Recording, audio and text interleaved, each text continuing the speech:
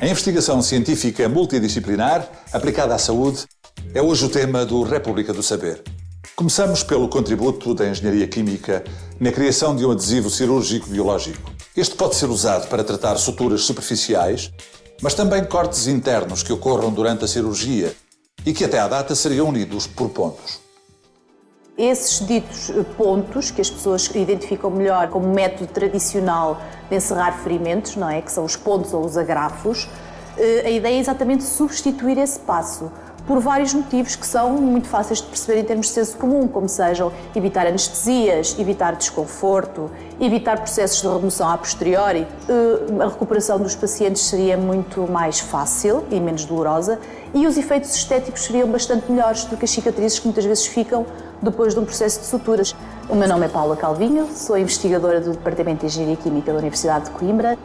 Aquilo que é limitante nos adesivos, e este provavelmente não será exceção a esse ponto, é que só podem ser aplicados em ferimentos de pequenas dimensões. Porque a força que um adesivo tem ao sustentar os tecidos não é equivalente, por exemplo, numa sutura de grande tamanho, a uma incisão suturada de uma ponta à outra. Aquilo que poderia fazer este tipo de material ou oferecer numa situação dessas é, mesmo não fazendo o fecho total, pode substituir os pontos da superfície. Portanto, darem-se na mesma os internos, mas os externos já podem ser substituídos pelo adesivo, mesmo que a incisão seja grande. O adesivo é de base polimérica. Esse polímero é biodegradável e nós modificámos esse material biodegradável de maneira que conseguíssemos que ele passasse de um estado líquido a um estado sólido sob a ação da luz ultravioleta.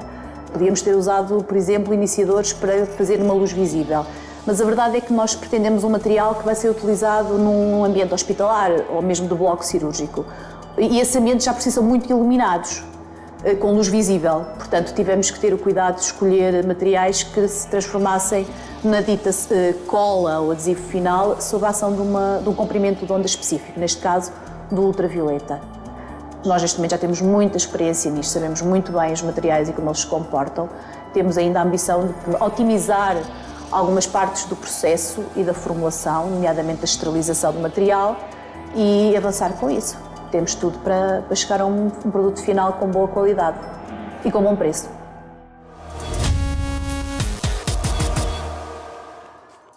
Foi desenvolvido por portugueses o aerogel que vai garantir o isolamento térmico do rover que vai ser enviado pela Agência Espacial Europeia para o planeta Marte em 2014. A aplicação do aerogel, que tem propriedades super isolantes, está a cargo da empresa Active Space Technologies. Este material é um material muito abundante na Terra, portanto, em princípio, a fonte de silício na Terra, a areia, é inesgotável, ou pelo menos não há grandes problemas quanto à acessibilidade. Pois são materiais ultra leves e com grande porosidade, portanto, são densidades extremamente baixas. Isso faz com que essas propriedades permitam uma quantidade de aplicações que eles, ao mesmo tempo, conseguem resistir a cargas na direção vertical muito elevadas. Portanto, para a densidade que têm, são materiais que conseguem resistir muito. O meu nome é António Portugal, trabalho aqui no Departamento de Engenharia Química da Universidade de Coimbra. Como eles são muito porosos, os poros internos no material são de tal ordem que têm uma superfície interna enorme. O que significa que, se eu tiver um cubinho de 1 grama desse material, eu tenho uma superfície, se conseguisse pôr no plano, que era capaz de cobrir um campo de futebol. A aeronáutica usa já este tipo de materiais para vários fins, na área de isolamentos de tanques, de criogénicos, na área de desaceleradores de naves, na área de todo o tipo de revestimento necessário no espaço. Portanto, esta superfície muito grande destes materiais, superfície interna, abre portas, por exemplo, a aplicações na área de combate à poluição, nomeadamente, digamos, separações de frações líquidas de óleo em água, que estas esponjas absorvem o óleo e conseguem limpar a água do óleo, portanto, facilmente. Há outras, como painéis de janelas para isolamento térmico de edifícios. O meu nome é Ricardo Patrício, trabalho na Active Space Technology, sou um dos sócios fundadores. Existe a necessidade, digamos, em termos de espaço, de isolamentos térmicos muito leves, por um lado, e com alta eficiência.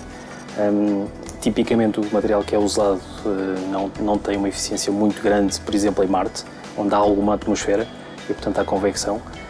E o aerogel tem uma eficiência bastante interessante neste tipo de atmosferas. Pela sua densidade, por um lado, e pela sua alta porosidade, o seu isolamento térmico é extremamente interessante para aplicações, sobretudo em planetas como Marte. Este painel aqui é o que encapsula os nossos aerogéis, depois nós usamos estes filtros para fazer o outgassing, ou seja, a libertação controlada dos gases. E no fundo nós encapsulamos aqui a caixa. Esta caixa simula a caixa eletrónica do instrumento da Agência Espacial Alemã, em que temos aqui dissipação térmica, e supõe-se que é uma caixa eletrónica, não é? Nós fizemos o teste a esta caixa a dissipar, portanto a libertar muito calor de lá dentro, com o nosso isolamento cá fora, porque está muito frio no planeta Marte, tipicamente, e nós temos que controlar isto em temperaturas muito estáveis. E, portanto, o aerogel encapsula a caixa e garante as temperaturas estáveis dos componentes.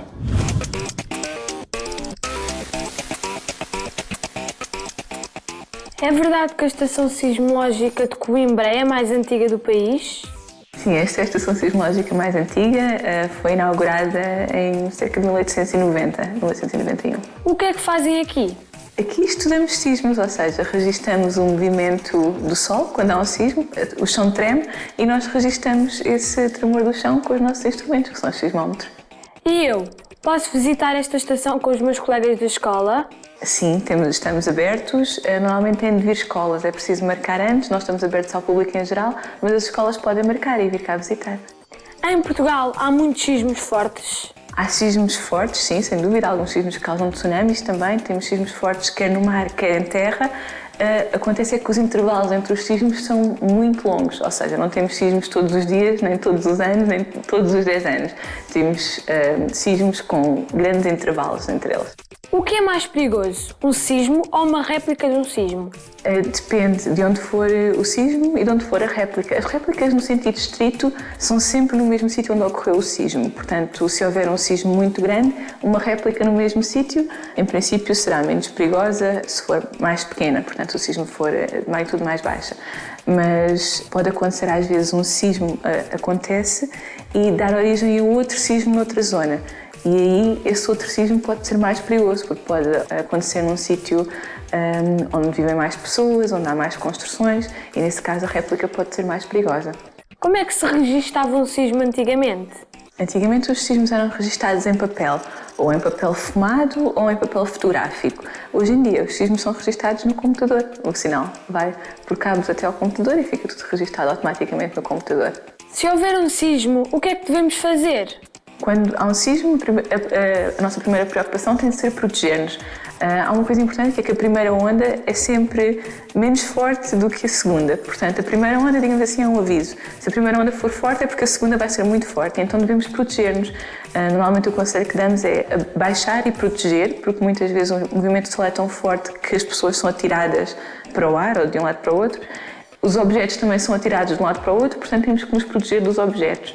E para nos protegermos dos objetos, debaixo de uma boa secretária, se estivermos em casa, ficamos dentro de casa. Se estamos na rua, ficamos na rua. Para não andarmos a circular de um lado para o outro, normalmente quando circulamos temos mais probabilidades de ser atingidos por objetos que estejam a ser atirados de um lado para o outro.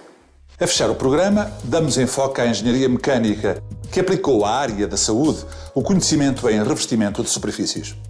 O contributo é alterar as propriedades de um stent tradicional usado em intervenções cardiovasculares para obter uma maior compatibilidade com o organismo humano.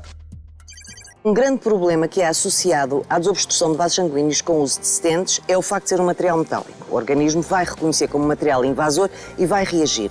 E ao reagir, normalmente, faz crescer sobre esse stent em 40% dos casos, portanto não é tão pouco quanto isso, faz crescer um tipo de células que não são as que deveriam ser. E essas células, como crescem em volume, faz com que o diâmetro do vaso sanguíneo diminua novamente. Desta vez não por colesterol, mas são próprias células do organismo que crescem onde não deveriam crescer. Obriga a que haja sempre uma segunda intervenção para remoção e nova substituição do stent. O que nós fazemos é modificar a superfície do stent.